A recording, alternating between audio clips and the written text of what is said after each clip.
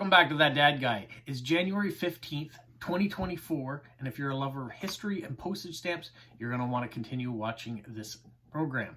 Now, on January 1st, I started a new series called Stamp of the Month, and I introduced the Queen Victoria Golden Jubilee stamps, these set right here, actually. And if you wanted to get a hold of them, you can go to liverpoolstamps.co.uk and put in the discount code TDGJAN, and you'll get 25% off. Now, we're going to continue on that because after Queen Victoria died in 1901, her second child, King Edward VII, took over. Now, why the second child? Well, her first child was Victoria Princess Royal, and she went on to become Empress of Germany, and her son was Wilhelm II, who later became Emperor Wilhelm II, or Kaiser Wilhelm II, who gave Britain quite a lot of trouble during the First World War. And so it's kind of funny that all the families were intertwined. Actually, Queen Victoria's children basically went off to become royalty throughout the empire, and at the start of the Second World War, Russia, Germany, and the UK all had a connection. All right, but that's backtracking. Let's get back in history. Let's get back to King Edward VII. Well, he took over.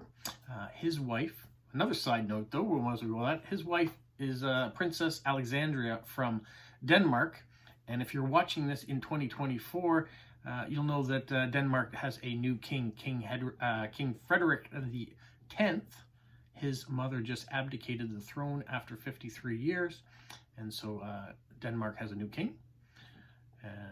His queen is from Australia, so they're kind of going outside the royal family a bit to find their monarchs, as you'll see in the UK is doing as well. Well, only reason I brought that up was because King Edward VII's wife was from Denmark. And for his very short reign, they decided to continue the Jubilee stamps of his mother. So these are the stamps that came out, and you have a chance of looking those over. Great stamps. They like the design so much, they just put his profile on the stamps where his mother's used to be. So if you want these stamps, they can be found at Liverpool Stamps as well. One of the things you may want to be doing is collecting some of the, not just the mint or the unhinged or whatever, but the overprints. I'm going to show you a bunch of different ones that you could possibly collect. You could get Army official stamps. Stamps that are overprinted with Army official were intended for official mail use by the British Army. Or maybe you're into IR official, which stands for Inland Revenue Official.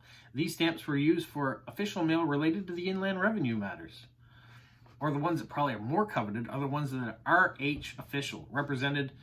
It represents royal household. The stamps with the overprint were utilized for official mail within the royal household. Admiralty Royal also could be overprinted, which is a designation, of course, for the British Admiralty in the Naval Administration, or government parcels are the most common ones, indicated that the stamps were intended for government parcel postage. You might also have Board of Education overprints or private security overprints. The specimen overprints, which are stamps that are not used for practical use in the postal system. These stamps were overprinted to indicate that they're not valid for postage and are intended for reference or promotional purposes only. Specimens with overprint served various purposes, including distribution to postal administrations, philatelic organizations, and stamp dealers for promotional or reference purposes only. The other overprints you might have too would be Great Britain office abroad. So the Turkish Empire. Jubilee stamps overprinted with a surcharge in piastri were issued in Great Britain post offices in British spheres of influence within declining Turkish Empire. Or on Morocco, the Great Britain Jubilee postage stamps were issued in Morocco with English, French, and Spanish surcharges overprints. Or in Bechuanaland, this British protectorate, which was issued Jubilee stamps, also had a overprint. So those are some of the ones you might be able to get. Now, where are you going to get them? Let me show you where you can get them. If you go on your web browser and you go to liverpoolstamps.co.uk, it'll take you to their website, and here you can surf all the different areas that they have stamps for, whether it's Queen Victoria, Edward VII, George V, and so on all the way through. Worldwide, Commonwealth, you can click down through the tabs and pick the country that you're interested in. Maybe you're interested in Canada. Let's go first to Edward VII, because that's what we're talking about, right? What do they have for Edward VII? Well, here he's got whole collections of stuff. Here's a mint King Edward VII of Great Britain definitive, so that's what we're talking about. If you wanted that, you can see the prices. The prices here are all in Canadian, but if you click on this and you're in the UK at the time, it'll come up in pounds, or in the United States, it'll come up in dollars. You can do drop downs to choose what you're interested in. Maybe you want the one red. He's got it one in stock for $4. Maybe you want a 6D slate. He's got one of those in stock for $14. Maybe you want the whole set. So there's the range from $4 to $129. All right, let's backtrack again to see what other things happen to be in here. You might have corner margin blocks. You want 6 of the stamps all together, you can do that, $13. Here's some of those Army official overprints, Inland Revenue overprints, Moroccan, just a variety. Admiralty, so yeah. And then you can go and load more products. Maybe you're still interested in the Queen Victoria. So let's go into Queen Victoria. See what is available. It's really easy to navigate this website. If your speed of your computer is as slow as mine, just wait. It'll pop up. You can continue to browse what's already there until it shows up. There we go.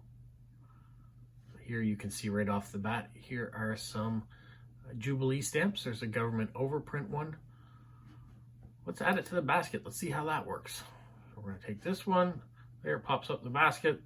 $5 subtotal, view basket. You can go right to checkout if you want. So let's pretend we're checking this one out. You write in all your information over here. You have your codes on the side, and then I'm not going to place the order, but if I did, I could go in and then put my discount code of TDGJAN and get 25% off my order. So it's as simple as that. All sorts of things. If you want to go back, you can go back. You can take things out of the basket if you want to and add something else in. So we just close that, close that.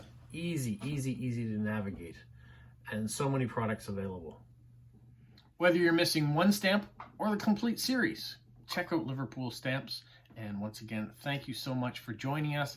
Hopefully you found this video informative and that you'll stick around and watch other videos that are coming, either on Philately or other topics that I do. But if you're interested specifically in Stamp of the Month, stay tuned. I've got something else coming up for February. Have a magical week. What, Polo? You say like, subscribe, share, and tell all your friends? Who's a good boy? Who's a good boy?